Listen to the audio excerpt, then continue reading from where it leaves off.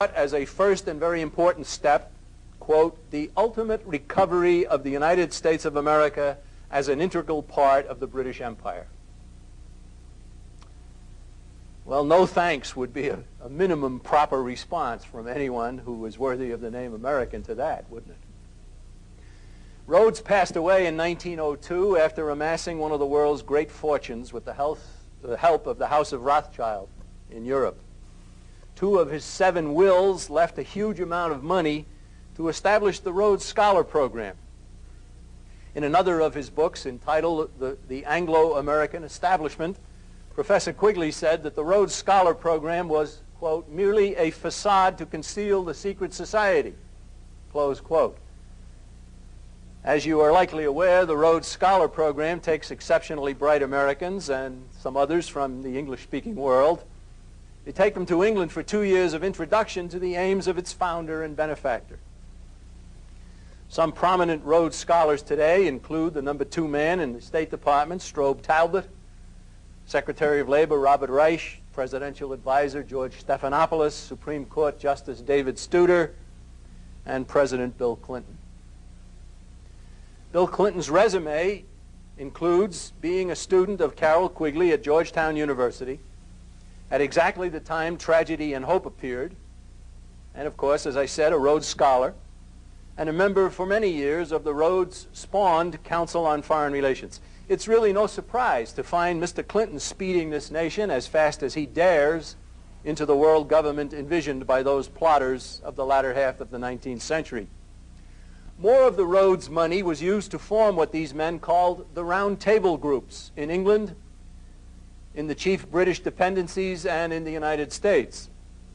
Then in 1919, the Round Table groups formed the Royal Institute for International Affairs and similar institutes in other countries. In the United States, the group they formed is known as the Council on Foreign Relations, and it was born in 1921. In our nation, this CFR is the direct descendant of the Rhodes plan to rule the world. That it has always sought world government should come as no surprise, but that it continues to make remarkable progress towards such a goal, which would mean an end to an independent United States of America and slavery for the American people under a dominant government, and that it should continue to make such remarkable progress is a matter that should concern everyone in this nation. And that, of course, even if Rush Limbaugh insists that anyone faulting the Council on Foreign Relations or even suggesting that that there is a conspiracy is a kook. Well, one of the leading CFR founders was the mysterious Texan Colonel Edward Mandell House. His military title was honorary. He was a power in the Texas Democratic Party, and he had arranged for the election of 4 Texas governors by 1902, but he had ambitions far larger than merely being the kingmaker in a single state. He began to think of himself as a selector of presidents.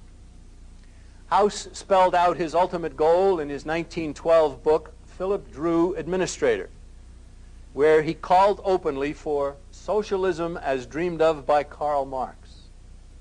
It was House more than anyone who helped Woodrow Wilson to become president. And Wilson would say of his relationship with House that the two were in total agreement on just about everything. Books have been written about the strange and extremely close relationship of these 2 men.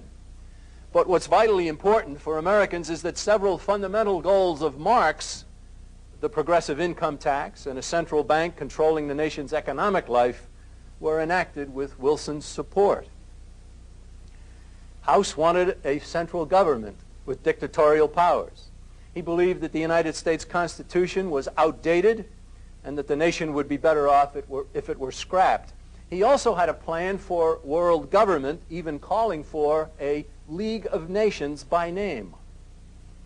House was not unmindful of the clear fact of history that war always means more government and even paves the way for world government. And so, with like-minded individuals from other nations, plans were laid to have the United States enter war. We'll be focusing on the CFR as a citadel of insider power, but there were advocates of conspiratorial goals, world government, and economic control of mankind through socialism before the CFR existed. There had to be, or it would never have been created. And as we have seen, the plotters weren't all from America. So let's go over some history and pull from it the varnish and the cover-up that has led so many to the wrong conclusions. And let me assure you that all I intend to do here is place evidence before you, evidence of conspiracy. I don't convince you of anything.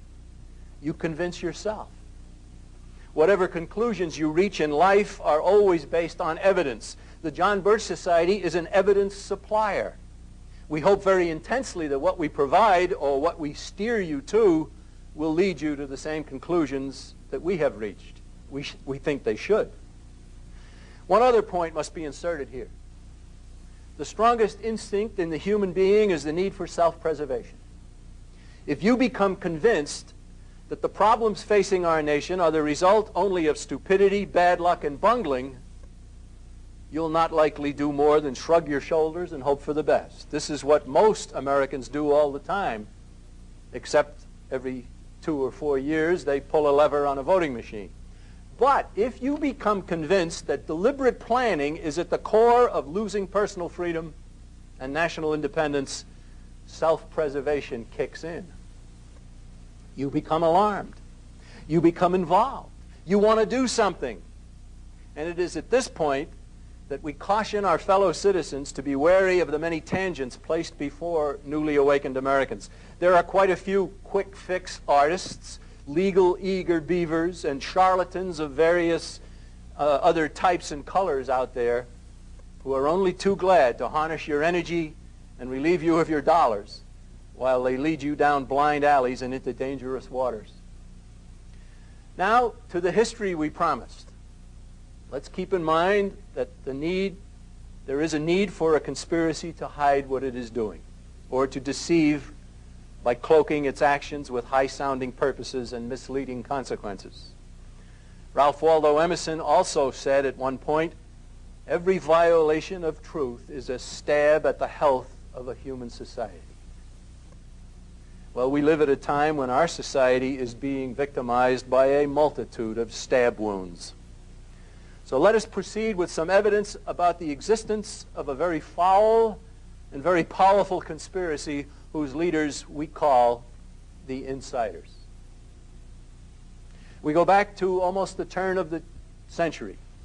The insiders wanted Woodrow Wilson as president. William Howard Taft was president, was scheduled to be re-elected. Now, we're talking about 1912. And the insiders persuaded an egotistical Teddy Roosevelt to run a third-party campaign and draw votes away from Taft. Taft would have opposed the creation of the Federal Reserve System, something that happened in the Wilson administration. And so the election turned out to be 3 parts, and President Wilson won with 42% of the popular vote. The insiders had actually arranged to choose the president. It would happen many more times. Of remarkable interest is a statement in Woodrow Wilson's 1913 published book, The New Freedom. Wilson wrote this book prior to taking the office of president. It was published after he became president. But in his book he said, "Some of the biggest men in the United States in the field of commerce and manufacture are afraid of something. They know that there is a power somewhere so organized, so subtle, so watchful, so interlocked, so complete, so pervasive, that they had better not speak above their breath when they speak in condemnation of it." Isn't that evidence of a hidden power? Conspiratorial power? President Wilson understood that. Now, even before the 1912 election, a group of 7 powerful and wealthy bankers and government officials secretly gathered at a place called Jekyll Island in Georgia to plan the creation of the Federal Reserve. It actually occurred in 1910. The plotters included Senator Nelson Aldrich of Rhode Island, one of whose progeny is Nelson Aldrich Rockefeller. Also present was an assistant secretary of the Treasury named A. Piatt Andrew. There were three others who were New York bankers representing the J.P. Morgan banking interests.